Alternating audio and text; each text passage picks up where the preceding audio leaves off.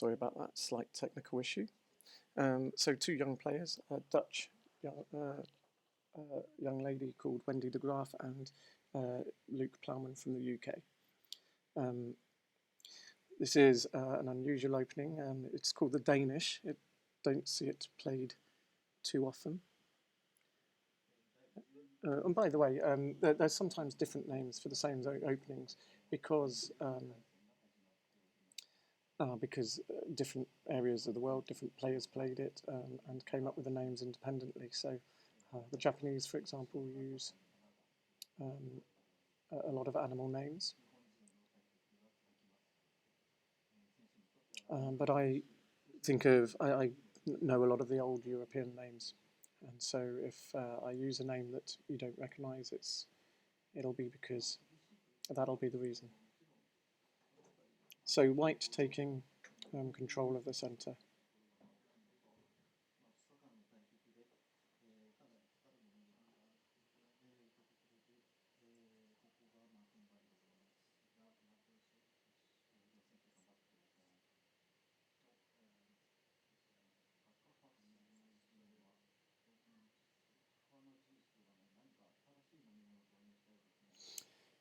Both players are on 4 points. 2 rounds to go. Both would like to reach as high as possible. But obviously there's only 1 point available between them in this game. So in its own way, it's an important game for them personally.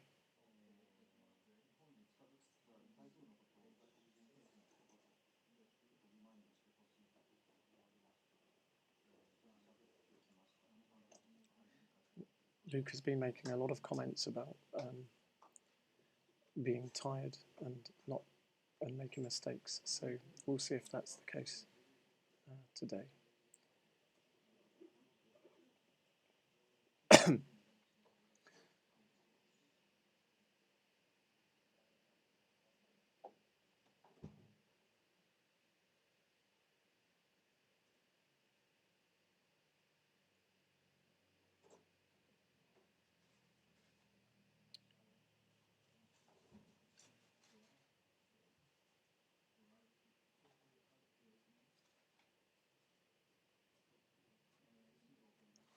So on the board, Luke has taken a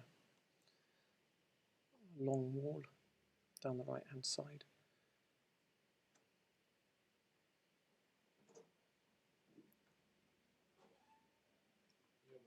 Black is keeping central.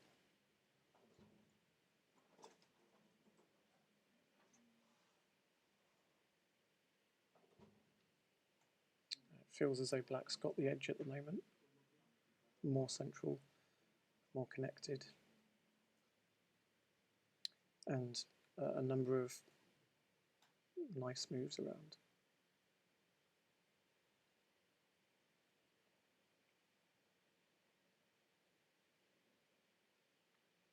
So even if white wasn't playing at all here, black has c7, c3, f6, g4, lots and lots of options. And white is having to pick around.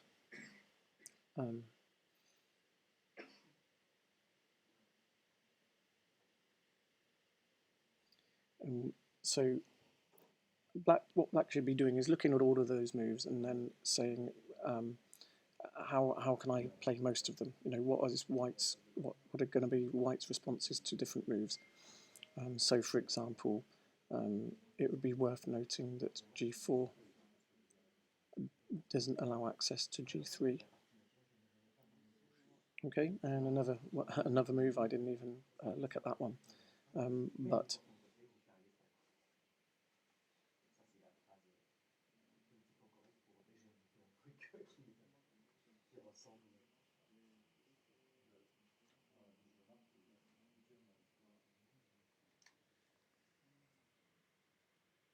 so black continues to have lots of moves.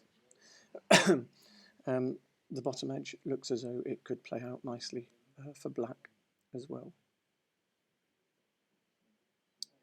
taking the obvious perfectly quiet move.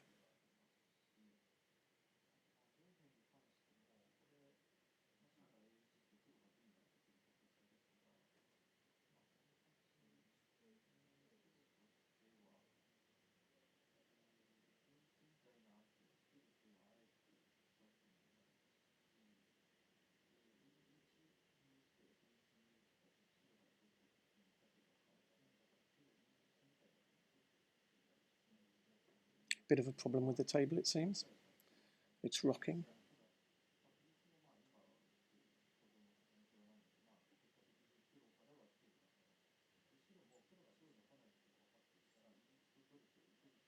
Luke taking his PQM back as well. So B4 flipping only, C5 very quiet. So this is turning into a fairly even position, and it's one of those where you can say both. You can say it quite confidently that it's fairly even because both sides have. You could, if you tried to describe the position for each player, it would be very similar. There's a block of pieces and one or two discs on the other side. So 2 blocks facing each other with 1 or 2 discs on the other side, which will be getting in the way of each other. So Luke is trying to pull black towards the left. It's not clear that it's going to work because black still has 2 moves that she can play when she chooses.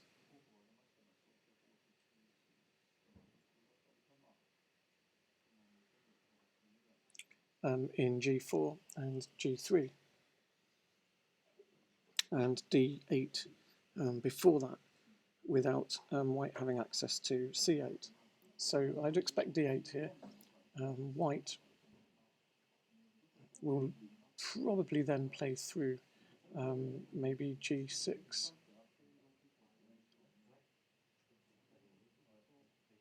Okay. Another perfectly reasonable move.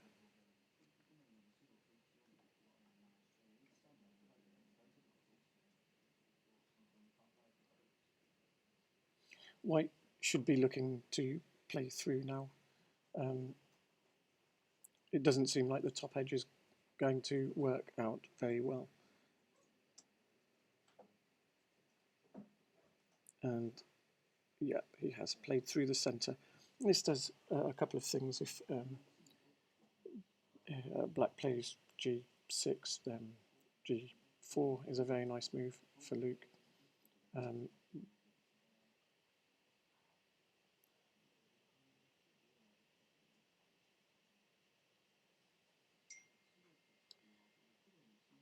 Wendy playing through the centre again. C8 is the very, very natural move here because it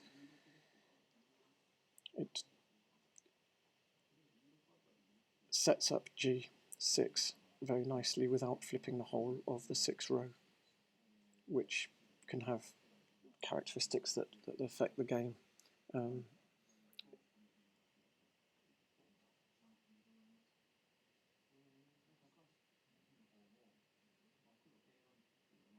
Okay, but Luke's chosen to play G6 now, which was in keeping with what he was doing by playing through in the first place.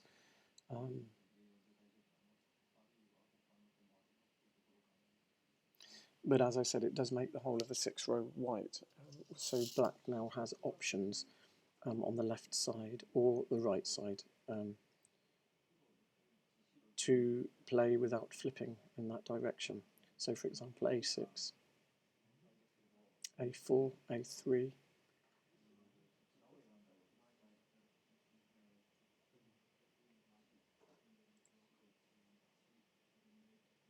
But it might, that might not be the best way to actually play. So possibly C8 now. Black doesn't really want white playing to C8, so it would be sensible for black to play it now.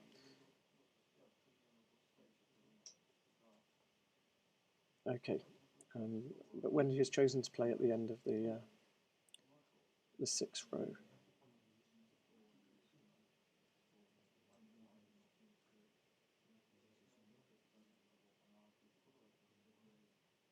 Luke doesn't want to lose too many moves on this edge, so he plays a4, so that he's not losing an edge.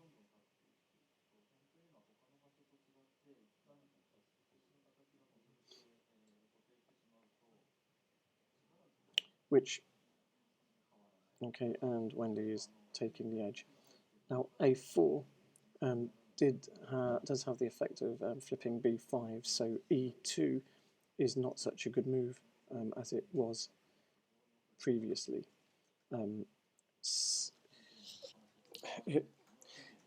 Luke doesn't really want to play through to the north, and he wants Wendy to play through to the right-hand side of the board. One way of making this happen is to play c8, and as soon as either Wendy plays through, or as soon as she takes either a7 or b8, then Luke sacrifices with b7. And then Wendy has to play through either before or taking the corner and giving the wedge, or after.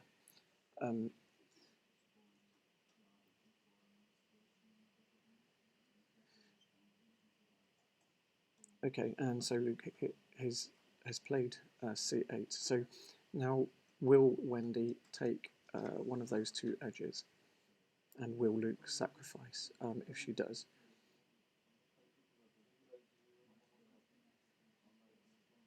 She's taken the bottom edge, and I'm pretty confident Luke will sacrifice immediately.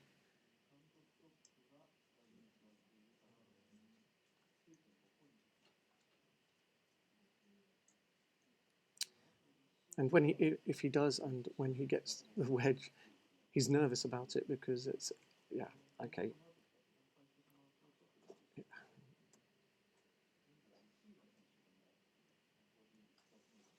But he's shown that he's also nervous about her playing a7, so he's taken her off that access.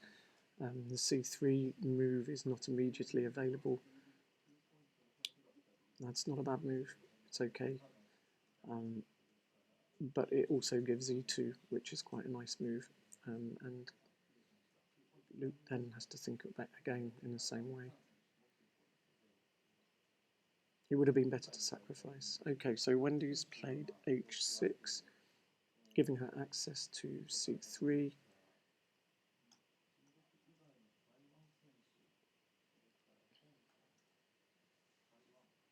But poisoning a lot of play if Luke plays c3 now. It's not clear that Wendy has any nice moves to the north. e2 is not going to be too bad.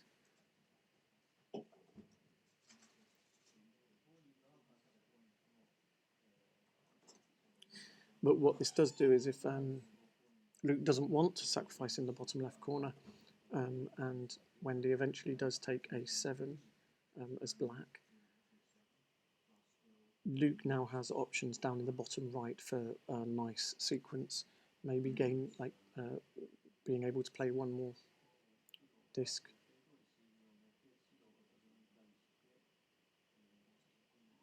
In the bottom right, and getting a wedge and into the bottom corner. So the sacrifice is not as important as it was. The d7 disc is important because it gives access to g4 if Wendy plays g5. But then again, if it gets taken, that's also pretty good because it frees up. One thing that Luke needs to be careful of here is if the c5 disc is taken, like it has just been taken, and Wendy also gets to play a7,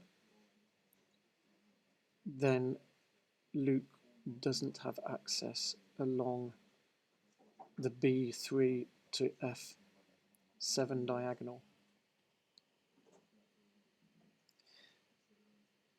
nor the a3, more significantly, the a3 to e7 diagonal. So if he plays to sacrifice in the bottom corner, bottom right corner, then he might find himself with no access for the wedge. So he doesn't want that to happen.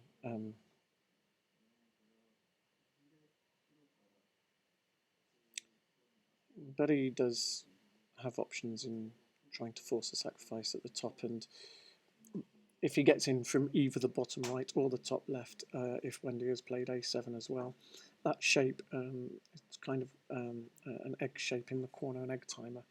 The X square with one diagonally in from the corner itself, with all black discs around it. If Luke gets in there at all, that is normally enough to win the game. You get to control parity because you can play a8 and then leave b7 for when you need it, and it can flip a stack load of discs, because you end up coming in from taking an edge as you get in there, and taking an awful lot of discs on the inside as well when you play the X square.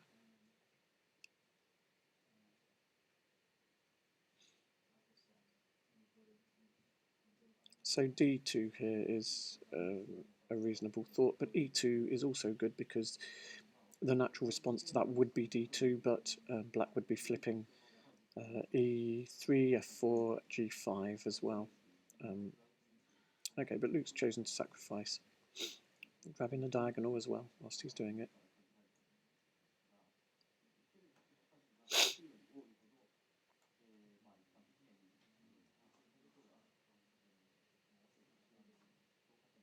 The idea is good, the timing probably isn't the best. Probably should have done it when I first mentioned it after he played c8, but this leaves Wendy with e2 as a fairly reasonable move.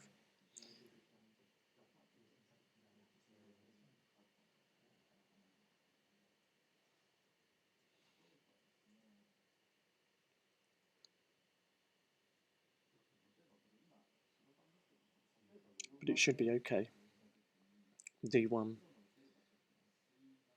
e1, f1 would be one line, then d2, but then white would need to find a move or play c1. d2 is an option here.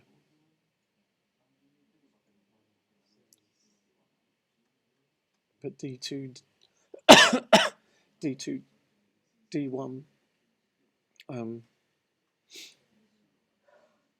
Okay, so Luke's played d1. e1 is a very natural response here, because if white does take back, he flips diagonally.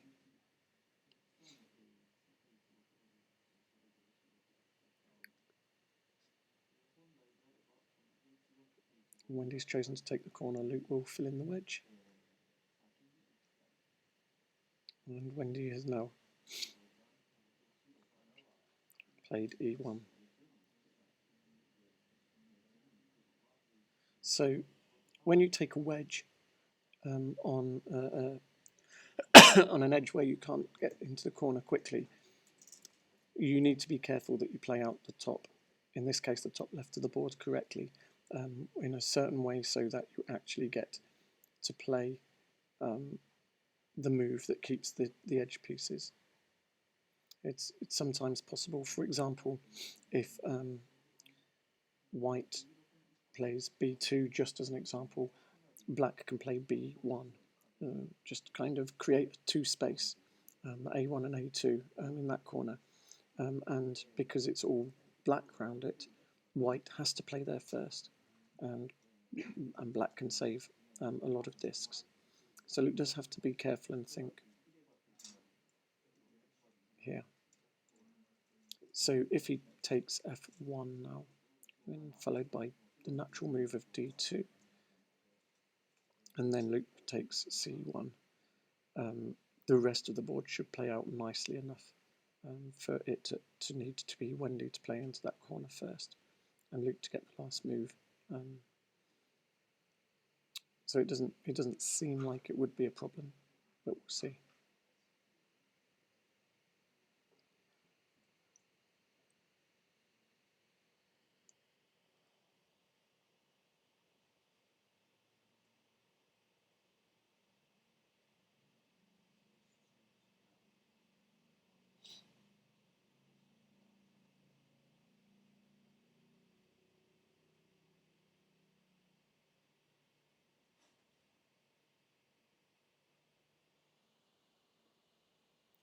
I can't quite see Luke's clock because the light's shining on it.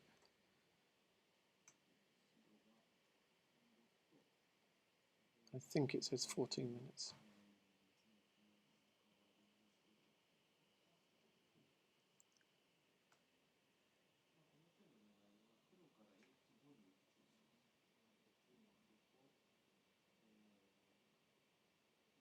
This is a good time to actually stop and think,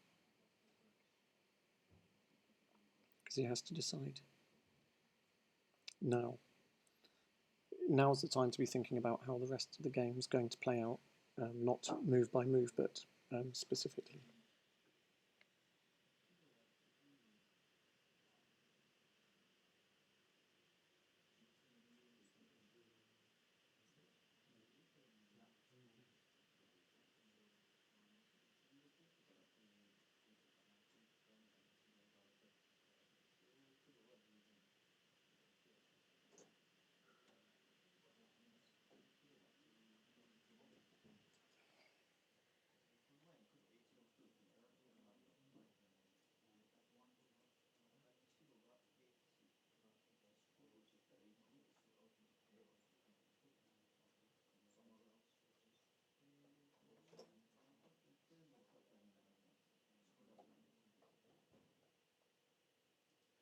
Okay, so I've got a question that's coming from Marcel Sneek in the Netherlands, who's a decent Othello player himself. I'm watching, I assume, from home. Hi, Marcel. And it's asking about the kids, basically. He's noted that the European kids come with their parents, and is wondering whether the Japanese children's parents are also here, either as spectators, and whether they are strong players themselves. I don't know specifically. I know that parents of the young children, even the Japanese, are here, but I don't know how strong a player they are themselves. And I don't. Even if they are strong, it's very easy to get lost in the sea of good Japanese players. So it would be different. We'd have to ask them to know how good they are. But I don't believe that they. I have no reason to think that they are strong players themselves. It's not being mentioned, and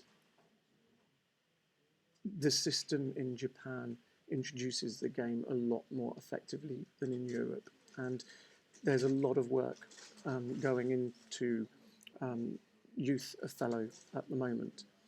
So in this case, Luke's actually 19, so he's technically not a kid, but my other son Mark is here, and yeah, they got into it because I play it. In Japan, it is a lot more in schools. And in fact, although Wendy is the daughter of Jan de GRAAF, who's in this tournament, I think her mum's also playing and doing very well in the ladies' tournament. Jan does actually, as you probably know better than I do, Marcel, a club in the Netherlands. So there are movements to try and encourage children to play, irrespective of their parents being good players or players. And everybody's working hard to make that happen. So with a little bit of luck in the future, there will be a higher number of youth players who have come through a system as opposed to a parent system. But I have no reason to think that, for example, Takahashi's parents are decent. I don't see him chatting to them about the games afterwards. I see him chatting to other Japanese players. Hope that helps. There's a bit of a waffle.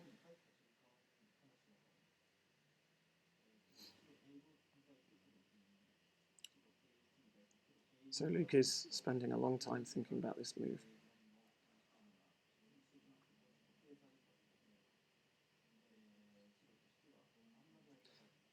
The reason is because he doesn't really want to take f1, so he's played c1 instead.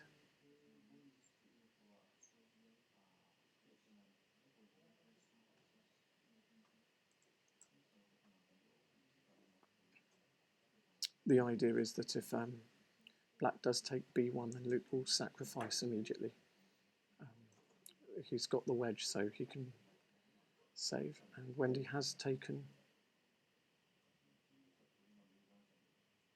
the edge.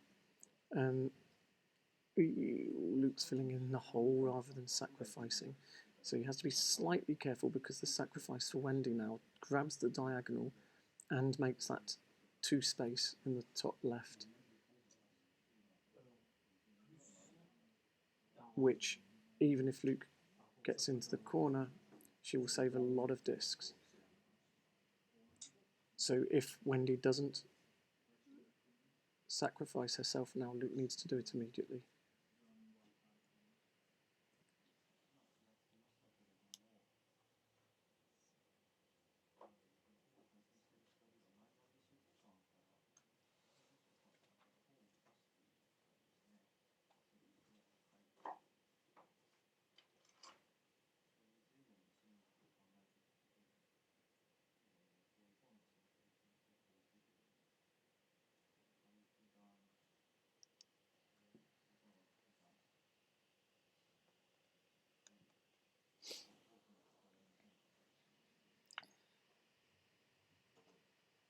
And Wendy probably should play b2 now.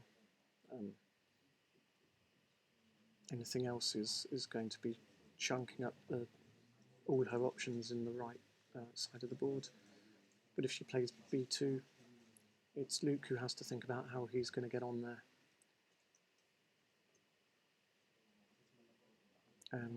Back on the diagonal so that he can get into a1.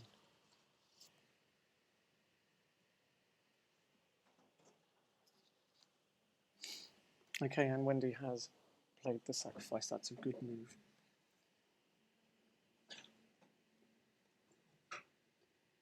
She's going to save a lot of discs, and Luke has to, as I say, work out a way of getting back on that diagonal.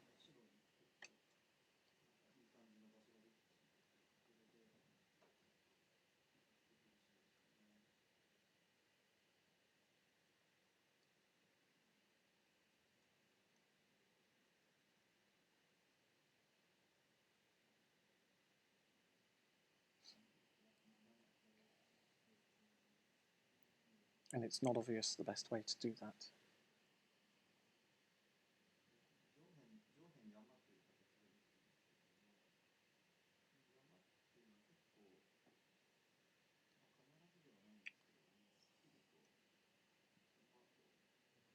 And even if he does get back on there, and then eventually gets to take a1, Wendy takes a2, saves an awful lot of discs. Luke comes out with f1 and then unpoisons Wendy.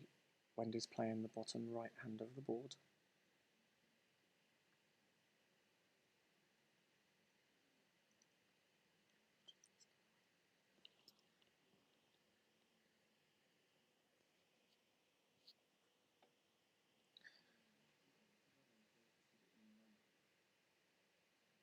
So what is the best way for him to get on? Is he going to do f8 and see if Wendy is brave enough to play g7?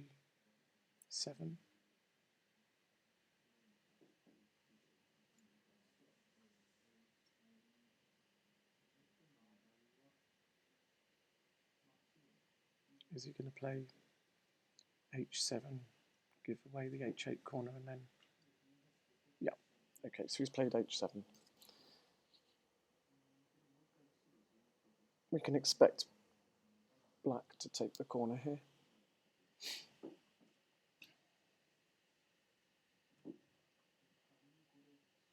But it will allow Luke to get back on the diagonal and have a few internal discs so that he can pull out discs from as the right hand side gets played out, but obviously Wendy will get the edge.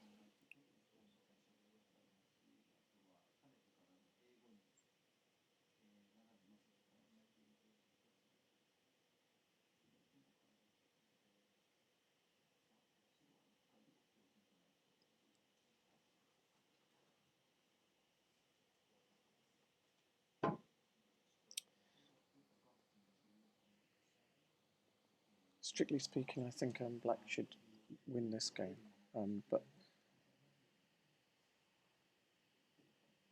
Wendy forgetting to push her clock there.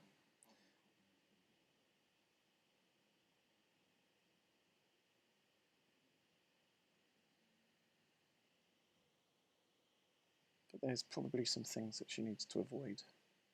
So, for example, if Luke plays out that 3 in the bottom, and then they start playing out to the right-hand side, and Luke gets a wedge in the top, because he'll have parity. So, white, black, white in the bottom, and then black, white, black, white, black, white, black, white, black, white in the top.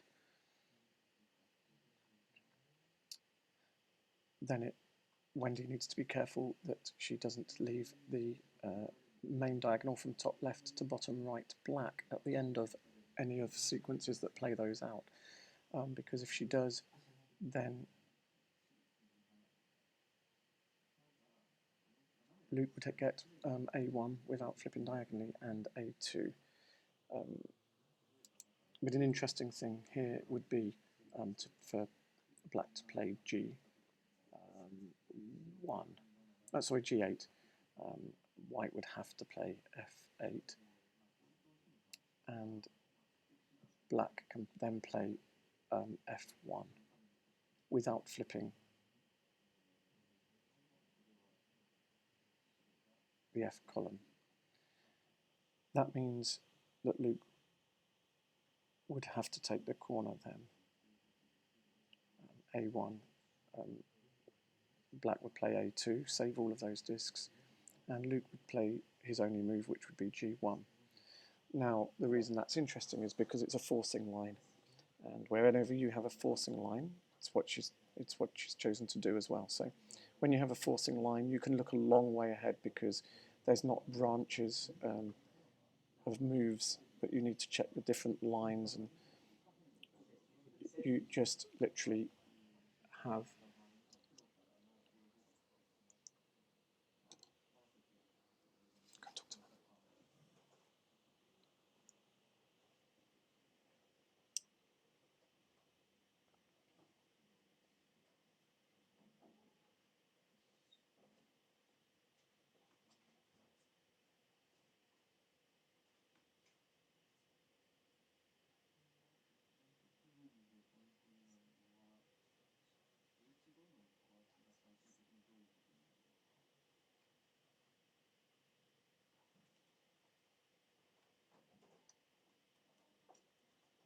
okay. So there's still things that are happening here. Rather than play the forcing line and taking advantage of the fact that F1 could be played without flipping the column, Wendy has chosen to play H4. Luke has to be careful because H5, G4 would take Luke off the main diagonal again, which may not be a bad thing because, as I said before, if he can get a wedge in the top, then he gets both moves on the left. So he'll now be deciding whether to play the A1, A2 pair now, and then take the wedge on the right-hand side, or whether just to take the wedge, lose the diagonal, and see if he can get the wedge in the top without cutting the diagonal again. My guess is that he's not thinking that. It's a difficult thing to think ahead as to whether you could actually keep the diagonal black. it's probably possible for black to play in such a way that white cuts it,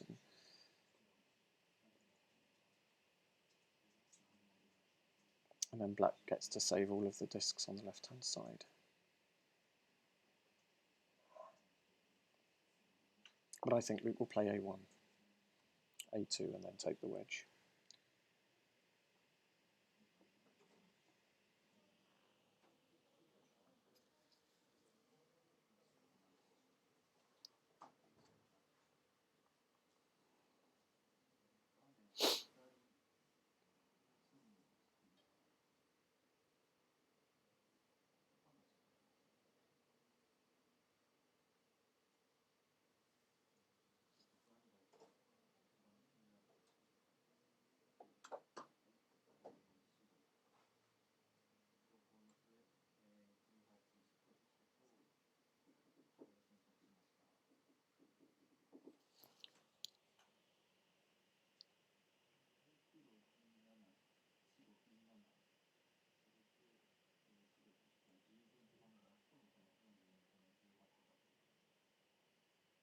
Okay, he's taking the wedge first, so he's giving up the diagonal. I don't know if he's doing it on purpose or not.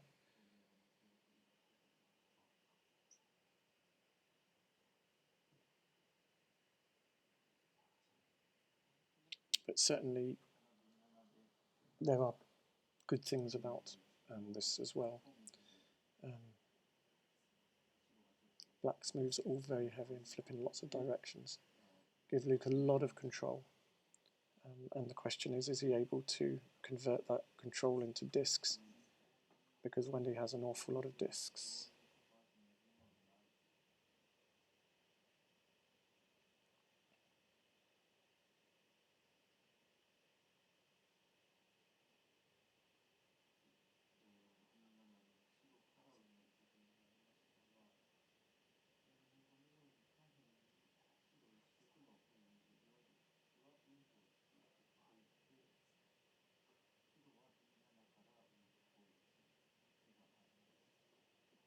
Luke has played g3.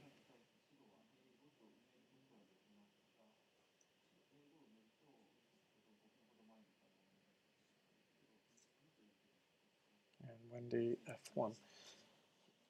So Luke has cut diagonal again.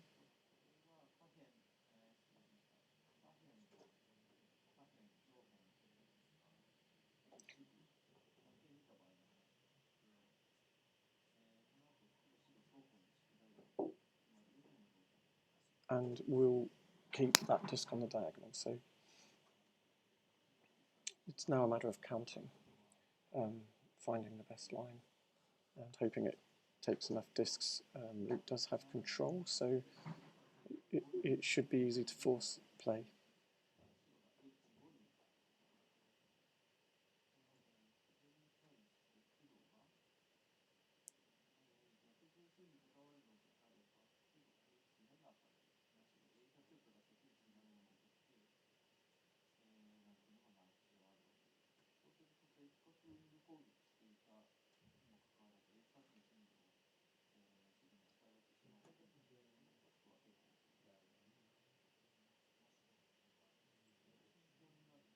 It's going to be close.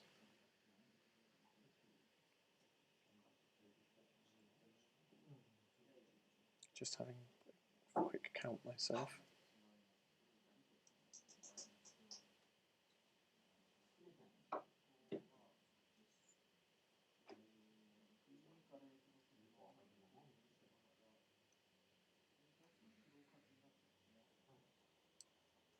It's if you've ever wondered how you count the end game, different people do it differently, but the best way that I know, that I found the most intuitive way to do it is to count, for example, the white discs now. So that's 1, 2, 3, 4, 5, 6, 7, 8, 9, 10, 11, 12, 13, 14, 15, 16, 17, 18 white discs currently. And then you use that as your starting point for counting more or less discs. So did we say 18? If Luke plays h3 now, you'd go 19 for the disc he puts down, 20, 21, 22, 23, and then if Wendy played h2 after that, she would be taking 4 discs, so you'd take 4 off 22, so 22, 19, 18, 22, 21, 20, 19, 18. And then you count up for the one you put down, but you use it as a benchmark and you just start counting up and down from there. You can use either player as well, so sometimes it's convenient to start with whichever player's got less discs. So you don't have to count your own discs. If you count your opponents, you obviously know how many you're going to have at the end as well.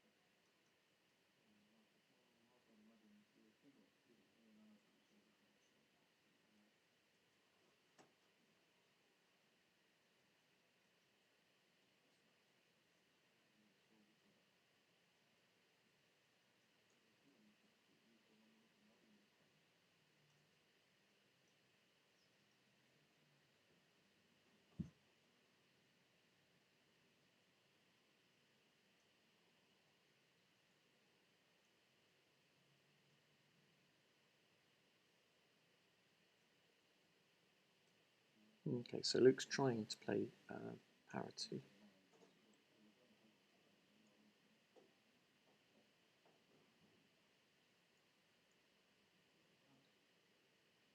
But it is giving away an awful lot of discs. I think I had found a win if he'd played in the top corner, and I haven't counted this at all. But I'd be surprised if this is enough.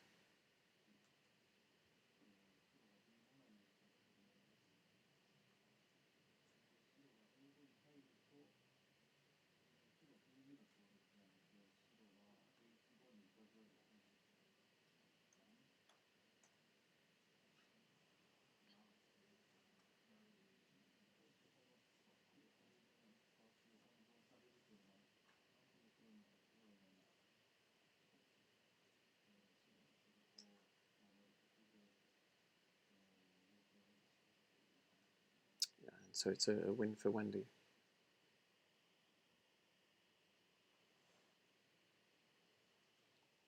I think there was a line where Luke could have got 34 by taking a1,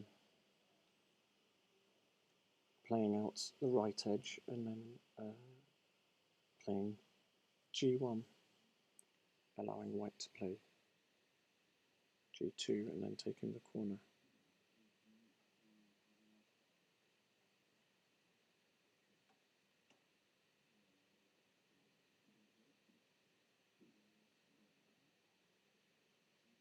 But sadly not to be.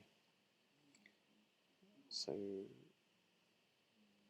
this is just a matter of maximising discs in the loss.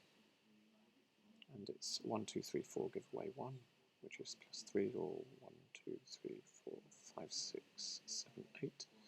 Give away 6, 7.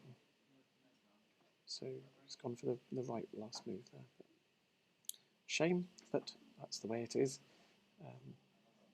And there were some nice moments. And I wonder if on reflection he would have decided to play the b2 sacrifice before Wendy did. But it was a nice game. Good, solid, thick stuff from the two young players. Anyway, we'll speak again, and the next round will be the last round, so there will be a lot on the line for some of the games, and we'll try and bring you the games which have an impact on the finals.